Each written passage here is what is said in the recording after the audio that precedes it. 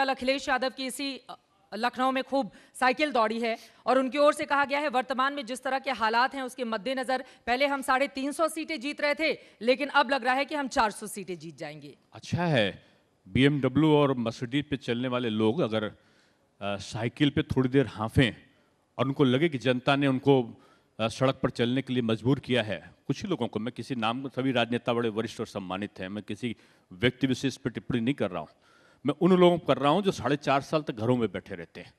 BJP का आप एक दिन बता दीजिए, बीजेपी की सरकार बैठी हो, योगी जी ने एक दिन की छुट्टी ली हो, कोरोना पॉजिटिव थे, उसके बावजूद पॉजिटिव होने के बाद भी बैठक कर रहे थे। पिताजी की मृत्यु हुई, पिताजी की मृत्यु के बाद भी वो क्रिमिनेशन में नहीं गए, वो उत्तर प्रदेश के लोगों की सेवा करके उनको कैसे ठीक किया जाए उसके लिए लगे रहे। ये नेता कहाँ थे?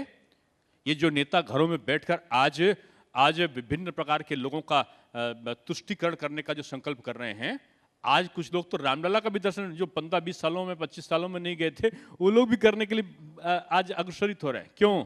क्योंकि बीजेपी ने काम किया था। मैं अयोध्या से ही आ रही हूँ, 1 साल भूमि पूजन को हो गए।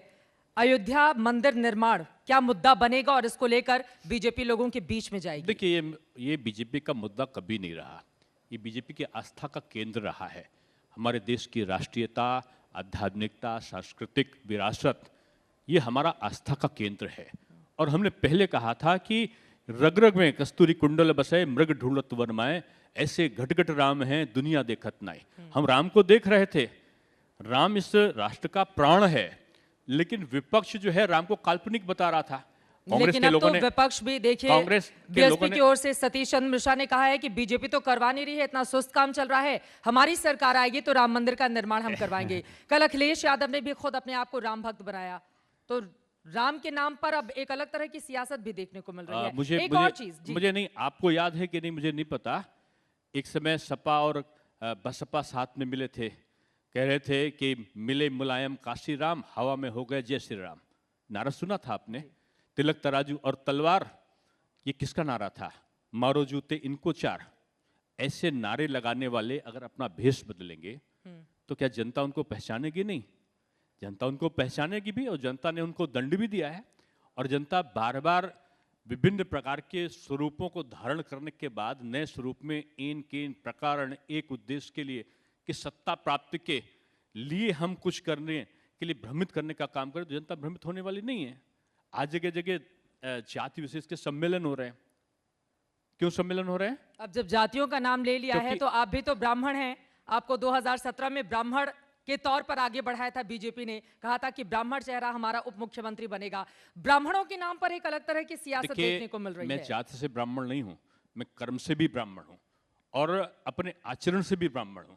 लेकिन ब्राह्मण का मतलब ये नहीं होता कि जिस प्रकार से लोग उसको दुष्प्रचारित करने का षड्यंत्र रच रहे हैं, जिन्होंने कहा कि एक तो नेता का विपक्ष के नाम यहाँ नहीं लेना चाहता, कहा ब्राह्मणों की चुटैया काट लो, इस प्रकार के नारे जो लोग लगाते थे, और वो आज क्या समझते हैं ब्राह्मण दिग्भ्रमित हो जाएगा। ब्राह्मण नाराज हैं बीजेपी से। ब्राह्मण राह दिखाने वाला है, ब्राह्मण दूसरों को राह दिखाता है, दूसरों से भ्रमित नहीं हुआ करता है। सबसे बड़ी पहचान उसकी उत्तर प्रदेश में यही है। और बीजेपी के बारे में एक चीज आप जान लीजिए, बीजेपी अब जातिवाद, संप्रदायवाद, क्षेत्रवाद के दायरे से उत्तर प्रदेश को निकाल चुकी है।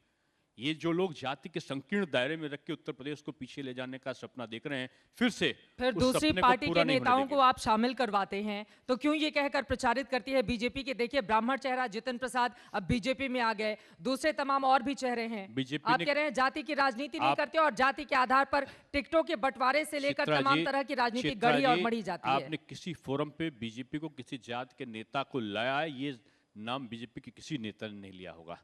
बीजेपी का नारा कभी भी जातिवाद, संप्रदायवाद, क्षेत्रवाद, भाई भतीजावाद नहीं, केवल एक ही नारा है विकासवाद का। लेकिन ब्राह्मण तो नाराज है ना, कहा जा रहा है। इसी वजह से अब समाजवादी पार्टी भी, बीएसपी भी ब्राह्मण वोटरों को पक्ष में लाने की पूरी कोशिश कर रहे हैं। बड़े-बड़े ब्राह्मण उत्तर प्रदेश का ब्राह्मण बड़ा बुद्धिजीवी वर्ग है और वो दूसरों को राह दिखाने वाला है।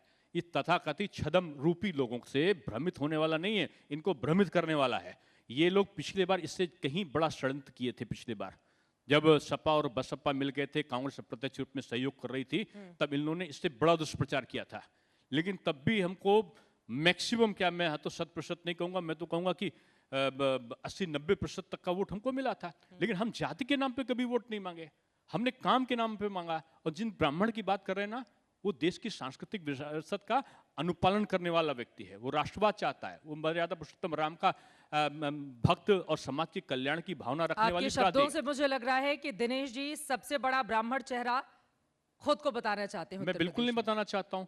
मैं चेहरा जनता का और एक सामान्य कार्यकर्ता के रूप में रहना चाहता हूं, और मैं उस जाति को मैं बताना चाहता हूं कि वो जाति जिसके बारे में कह रहे हैं वो सबके कल्याण के लिए बात करती है। कभी ब्राह्मण को आपने, ब्राह्मण ही एक ऐसी जात है जिसने सबको आशीर्वाद दिया होगा, तो बीजेपी ने कभी जाति के आधार पर किया ही नहीं है। हम तो विकास के आधार पर कर रहे हैं। हमने क्या विकास किया ये मेरा मुद्दा है। अब हम जाति और संप्रदाय और क्षेत्र के आधार पर कभी हमने, बीजेपी ने वोट ही नहीं मांगा है।